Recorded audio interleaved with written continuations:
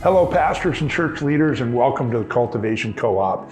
We are so happy that you're here, and we hope that you find these tools and resources helpful in your quest to make disciples and develop leadership in your church. So, hey, who is this for anyway? Well, you might expect that senior and lead pastors, church staff, but something you might not expect is this is also for volunteers that you're molding and shaping, disciple makers that are in your church, or leaders that you're developing within your church. Please don't hesitate to invite them to join the Cultivation Co-op.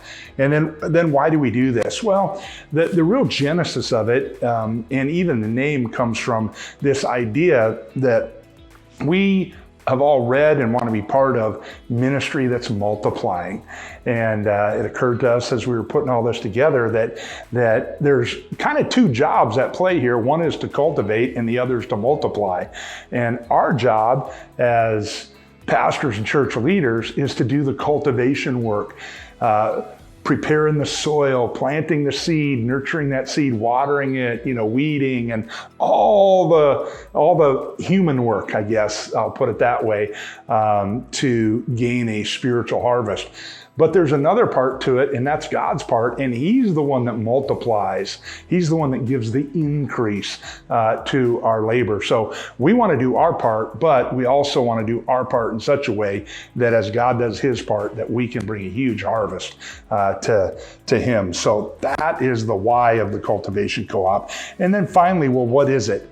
Well, there's a couple different pieces to it. One is a repository online that you're engaged with right now, and that's where we can post tools and resources, things like interviews, maybe even sermon series, graphics, and maybe charts and things of that nature that can help you formulate, reformulate, adjust, or even affirm your own efforts in these two arenas of making disciples and developing leadership.